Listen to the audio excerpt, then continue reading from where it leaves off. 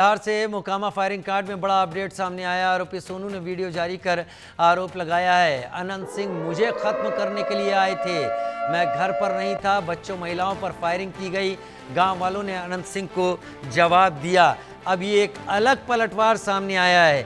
कल आया था सोनू मोनू गैंग ने अनंत सिंह के ऊपर 50 से 60 राउंड फायरिंग की, लेकिन अब सोनू का जवाब आया है कि अनंत सिंह उनके परिवार को खत्म करने आए थे, लेकिन गांव वालों ने पलटकर जवाब दिया तो उसमें अनंत सिंह की जान बच गई, लेकिन अनंत सिंह को वहां से भागना पड़ा।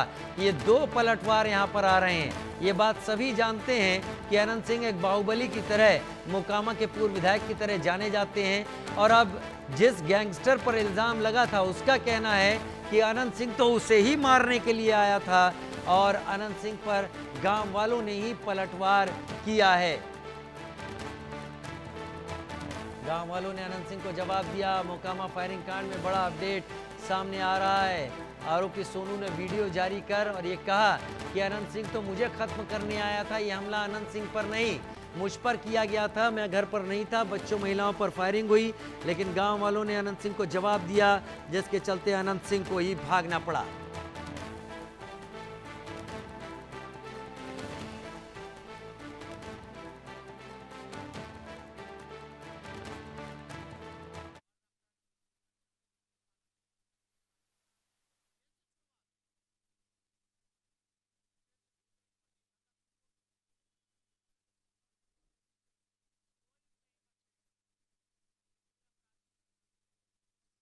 कल हमारी बातचीत हुई। हमारे एक मुंशी थे, उनसे बातचीत के दौरान हमने उनको बोला कि हमारा हिसाब किताब करके बही को, खाता को समाप्त कीजिए। और वो व्यक्ति चले गए विधायक जी के पास। विधायक जी जबरन बाहुबली का परिचय देते हुए आनन फानन में न अच्छा देखे न बुरा देखे हमारे घर पे आ गए। करीब 10 लग्जरी गाड़ी से और बहुत सारे राइफल, डंडा, पिस्तौल था और उनकी मंशा थी कि इसको आज खत्म कर देना है।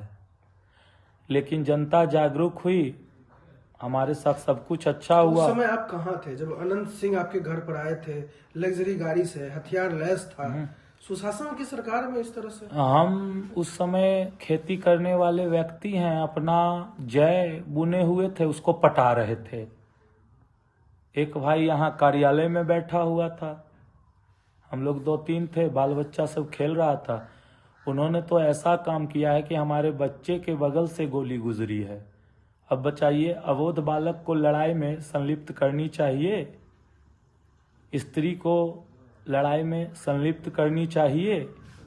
उनको हमसे बगावत थी तो हमारे पास आते, हमसे पूछते। जब भी वो बुलाते थे तो हम चले जाते थे अपने पिता के वाणी पे। लेकिन जिस तरह का कार्य उन्होंने किया है, इसके बारे में तो अब महादेव ही जाने। आप दोनों के रिश्ते बड़ा बीच में बढ़िया था, पुरानी रंजिश था, लेकिन बीच में रिश्ता में सुधार आया था। नहीं, हृदय और मन से कभी हम उनके पास नहीं बैठे हुए थे, क्योंकि चादर जब फट जाती है, कितना भी महीन सिलाई कर दीजिए उसमें दाग रह ही जाती है। अनंत सिंह तो आपके घर पर आए थे ना, जेल के रिहा होने के बाद? अब घर पे कोई व्यक्ति आएंगे तो उनका स्वागत करना हमारा परम धर्म है। कल भी अगर वो गोली नहीं फोड़ते तो कल भी हम उनका स्वागत करते। लेकिन ये गोली और बंदूक दिखा रहे हैं। उम्र भी हो गई 68 की और लड़ने चल दिए 34 वाले से। रितेश मिश्रा मेरे सहयोगी पटना से मेरे साथ लाइव ज्यादा जानकारी के साथ जुड़ गए हैं। रितेश, बड़ी अजीब बात है, कल 60 से 70 राउंड फायरिंग की बात सामने आ रही थी और बताया जा रहा था कि अनंत सिंह के ऊपर यह हमला हुआ है। बड़े सवाल उठे थे कि पुलिस कहाँ है, बेखौफ होकर इन गैंगस्टरों ने फायरिंग की। अब ये गैंगस्टर सामने आके कहता है कि फायरिंग ये नहीं, अनंत सिंह करने आए थे इसे खत्म करने के लिए, निशाना वो था। ये तो गांव वालों ने जवाब दिया है। अनंत सिंह वैसे भी जाने जाते हैं बाहुबली के तौर पर, यानी इस घटना में कुछ ऐसा है रितेश जिसको अनंत सिंह की तरफ से छुपा लिया गया है। हम ये समझे कि पार्ट 2 इस घटना का सामने रखा गया है कि असलियत में और क्या हिस्सा जो मिसिंग था वो सामने आया। अब क्या कह रहे हैं अनंत सिंह? अब बिल्कुल देखिए, अनंत सिंह लगातार सभी चैनलों को बयान दे रहे हैं, लगातार वो मीडिया के सामने आ रहे हैं और खुद को वो दिखा रहे हैं कि उनके ऊपर फायरिंग करने की कोशिश की गई। जो सोनू मोनू है वो कुख्यात अपराधी हैं, लेकिन अगर कुख्यात अपराधी हैं, आप पर अगर गोलीबारी कर रहे हैं, तो आखिर 3-4 महीने में ऐसा क्या हो गया कि वो अनंत सिंह के जानी दुश्मन बन गए? क्योंकि जब आप जेल से निकले तो सोनू मोनू आपके पास पहुंचते हैं, आप उनके घर जाते हैं, आपके शागिर्द हो रहे हैं, तो आखिर इन 3-4 महीनों में ऐसा क्या हो गया कि वो भी बाहुबली, जो उस इलाके में छोटे सरकार के नाम से जाने जाते हैं, सोनू मोनू जैसे छोटे अपराधी जो हैं उन पर फायरिंग कर देते हैं? तो ये बात किसी को पच नहीं रही है कि अनंत सिंह जैसे बाहुबली विधायक, पूर्व विधायक पर कोई फायरिंग कर सकता है। हाँ, अगर बात करें जो प्रतिद्वंदी है यानी सोनू मोनू, तो इलाके में उनका अपना वर्चस्व है। रेलवे की ठेकेदारी से लेकर एनटीपीसी में ठेकेदारी और रंगदारी से लेकर तमाम जो गंभीर अपराध है, चाहे वो हत्या की वारदात हो, अपहरण हो, लूट हो, टाल क्षेत्र में किसानों की फसल लूटना हो, जमीन कब्जा करना हो, मकान कब्जा करना हो, इन तमाम अपराधों में सोनू मोनू की संलिप्तता रही है। कई दफे जेल भी जा चुके हैं। लेकिन सबसे बड़ा सवाल यह उठता है कि इलाके में गोलीबारी होती है, पुलिस देखिए कि किस तरह से छुपाती है सारी चीजों को। पुलिस कह रही है कि 10 से 15 राउंड फायरिंग हुई, लेकिन जो स्थानीय लोग हैं, लगातार हमारी बात हो रही है, उनका कहना है कि 100 से 150 राउंड फायरिंग हुई है। और हमने वीडियो भी भेजा है, वीडियो हम लगातार चला रहे हैं कि किस तरीके से जो ये इलाका है नौरंगा, वो पूरी गोलियों की तड़तड़ाहट से गूंज रहा था। हैरानी की बात है कि AK-47 से फायरिंग की गई है।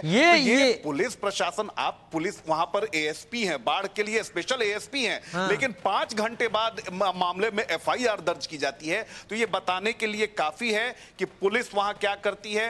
अब ये तो बड़ा सवाल है कि AK-47 से फायरिंग किसने की और AK-47 किसके पास थी, क्योंकि AK-47 अगर बिहार में गैंगवार में इस्तेमाल हो रही है तो बिहार वाकई बारूद के ढेर पर है। AK-47 ऐसे ही नहीं मिल जाती दुकानों पर खिलौने की तरह। ये और संगीन बात आपने इसमें जोड़ दी है। मुझे लगता है बहुत सारे अपडेट्स अभी और आएंगे। रितेश जैसे ही आते हैं आपका रुख एक बार फिर करेंगे। फिलहाल के रितेश बहुत शुक्रिया, आप मेरे साथ जुड़े। एक छोटे से ब्रेक का वक्त है, जल्द हाजिर होते हैं।